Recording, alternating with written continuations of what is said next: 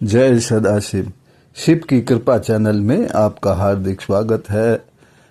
परम पिता परमात्मा सदाशिव की असीम कृपा आप और आपके परिवार पर सदैव बनी रहे, इसी प्रार्थना के साथ आज हम सुनेंगे एक कहानी जिसमें धन्ना जाट कैसे एक धन्ना सेठ बन गया। तो आज की कहानी जो है वो हमें ये बताती है कि छल कपट से दूर भोले भाले मन वाला इंसान भगवान से सब कुछ पा लेता है।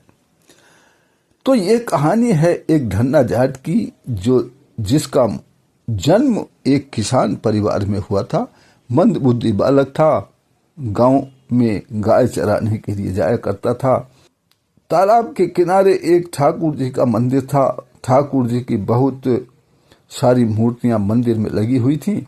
धन्ना बालक रोजाना पंडित जी को ठाकुर जी को स्नान कराते हुए और भोग लगाते हुए देखा करता था। अब धन्ना को यह देखने में बहुत आनंद आता था। एक दिन धन्ना ने पंडित जी से पूछ लिया, पंडित जी आप ये सब क्या करते हैं? पंडित जी ने कहा, हम ठाकुर जी को स्नान कराकर भोग लगाते हैं।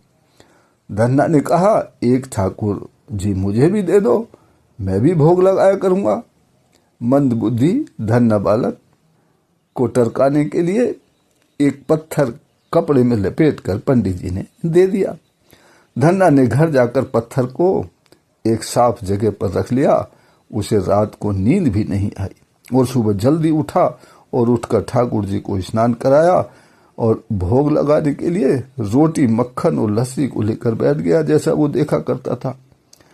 अब ठाकुर जी भोग लगाओ, ठाकुर जी भोग लगाओ, ऐसा कहता रहा, विनती करता रहा। अब भगवान ने सोचा, छल कपट से दूर है ये बालक, ये नहीं जानता है कि भोग लगाने में क्या होता है। खाली खाना पास में रख देते हैं, ये खिलाकर ही छोड़ेगा तो मुझे खाना ही पड़ेगा।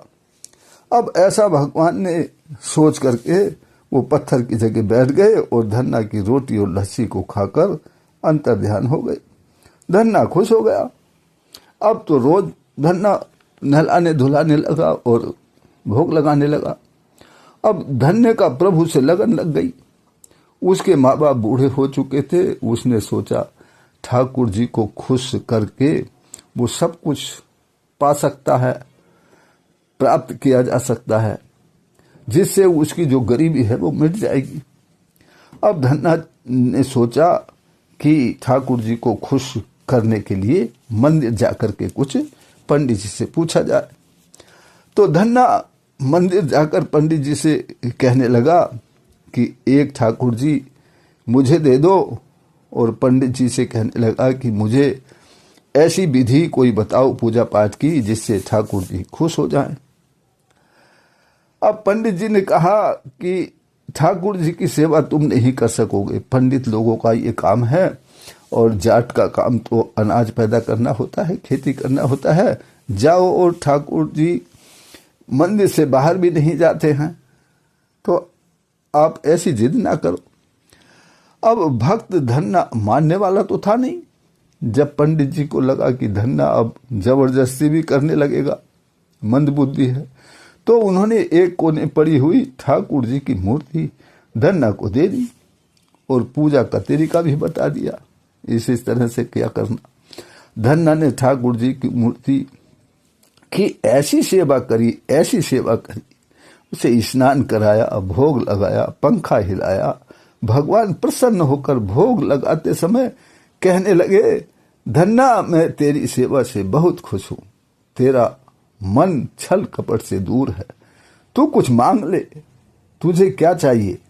धन्ना ने कहा, भगवान मैं चाहता हूं आपको अच्छा सा भोग लगाऊं और उसके लिए मुझे अनाज चाहिए, दाल चावल चाहिए, दूध चाहिए, दूध के लिए गाय भैंस चाहिए, कुछ कपड़े चाहिए, जूते चाहिए, एक घर चाहिए और आपकी सेवा करने के लिए एक पत्नी चाहिए, और इसके अलावा क्या चाहिए?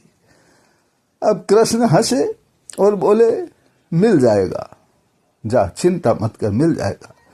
और कुछ धन्ना बोला कि प्रभु जब मुझे याद आएगा तब जरूरत होगी तब मैं आपको उसी समय आकर आप मुझे दे देना, मैं उस समय मांग लूंगा।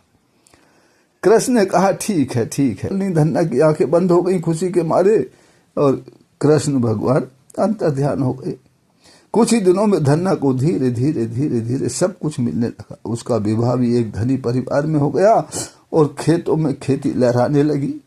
समय के साथ साथ धन्ना जाट से धन्ना सेठ बन गया कि एक भोला भाला मन ही भोले भाले भगवान को प्राप्त कर सकता है। ये कहानी हमें यही शिक्षा देती है। तो परम पिता परमात्मा सदाशिव की असीम कृपा हम सभी पर बनी रहे, इसी प्रार्थना के साथ फिर मिलते हैं अगली वीडियो में। तब तक के लिए जय सदाशिव।